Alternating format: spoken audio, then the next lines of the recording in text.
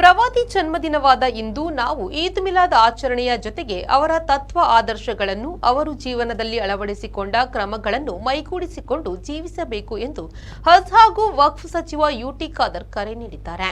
ಅವರು ದರ್ಗಾ ಅಧೀನದಲ್ಲಿ ಬರುವ 27 ಮೊಹಲ್ಲಾಗಳ ವ್ಯಾಪ್ತಿಯ 34 ಮದ್ರಸಾ ವಿದ್ಯಾರ್ಥಿಗಳ ಕೋಟೆಪುರದಿಂದ ಮುಕಚೇರಿ ಆಜಾದ್ ನಗರ ರಸ್ತೆಯಾಗಿ ಮೇಲಂಗಡಿ ಮೂಲಕ ದರ್ಗಾದವರೆಗೆ ನಡೆದ ಕಾಲ್ನಡಿಗೆ ಜಾಥಾ ಕಾರ್ಯಕ್ರಮವನ್ನು ಉದ್ಘಾಟಿಸಿ ಮಾತನಾಡಿದರು. ಕುತುಬುಜ್ಜಮಾನ್ ಸೈಯದ್ ಶರೀಫುಲ್ ಮದನಿ ದರ್ಗಾ ವತಿಯಿಂದ ಬೃಹತ್ ಮೀಲಾದ್ ಸಂದೇಶ ಜಾಥಾ ಬಂದು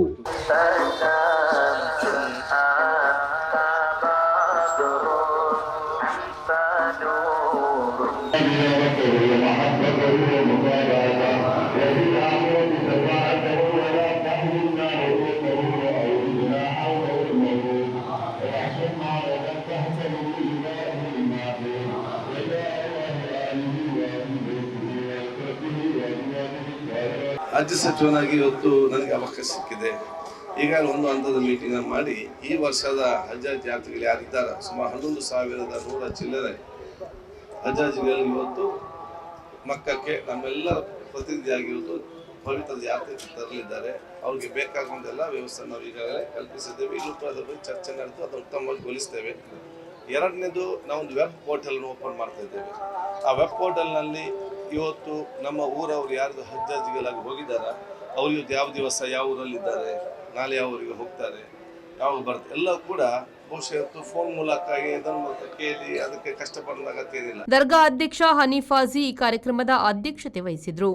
ಹಲವಾರು ವರ್ಷಗಳಿಂದ ಉಲ್ಲಾಲ ಜಮಾತಿನ 28 ಮೊಹಲ್ಲದ ಎಲ್ಲ ನಾಗರಿಕರು, ಅದೇ ರೀತಿ ಉಲ್ಲಾಲ ಜಮಾತಿನ ಅಧೀನದ 34 ಮದ್ರಸದ ಎಲ್ಲ ವಿದ್ಯಾರ್ಥಿಗಳು, ಎಲ್ಲ ಶಿಕ್ಷಕರು, ಅದೇ ರೀತಿ ಎಲ್ಲ ನಾಡಿನ ಗಣ್ಯ ವ್ಯಕ್ತಿಗಳು ಒಟ್ಟಿಗೆ ಸೇರಿ ಉಲ್ಲಾಲದ ಕೋಟೆಪುರದಿಂದ ಹಿಡಿದು ಉಲ್ಲಾಲದ ರಾಜ್ಯ ಮಾರ್ಗವಾಗಿ ಉಲ್ಲಾಲ ದರ್ಗಾಕ್ಕೆ ಬಂದು ತಲುಪಿದೆವು.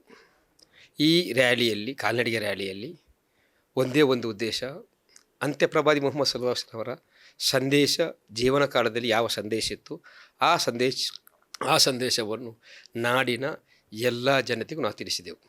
ಕೋಶಾಧಿಕಾರಿ ನಾಜಿಮ್ ಮುಕಚೇರಿ, ಅಬ್ದುಲ್ ಖಾದರ್ ಕೋಡಿ, ಕಾರ್ಯದರ್ಶಿ ಮುಸ್ತಫಾ ಮದನಿ ನಗರ, ಕಣಚೂರು ಮೋನು, ಕೋಟೆಪುರ ಮಸೀದಿ ಅಧ್ಯಕ್ಷ ಫಾರೂಕ್ ಅಬ್ಬಾಸ್ ಕೋಟೆಪುರ, ಮದನಿ ಕಾಲೇಜು ಅಹ್ಮದ್ ಕುಟ್ಟಿ ಮುಸ್ಲಿಯಾರ್ ಮೋನು, ಬ್ಲಾಕ್ ಕಾಂಗ್ರೆಸ್ ಅಧ್ಯಕ್ಷ ರಮೇಶ್ ಬೋಳಿಯಾರ್, ಅರಬಿಕ್ ಟ್ರಸ್ಟ್ ಉಪಾಧ್ಯಕ್ಷ ಅಶ್ರಫ್ ಹಾಜಿಕೋಡಿ, ದರ್ಗಾ ಅಧೀನದ 27 ಮೊಹಲ್ಲಾಗಳ ವ್ಯಾಪ್ತಿಯ 34 ಮದ್ರಸಾ ಮಸೀದಿಗಳ ಖತೀಬರು, ಮುಅಲ್ಲಿಂಗಳು, ವಿದ್ಯಾರ್ಥಿಗಳು ಭಾಗವಹಿಸಿದರು.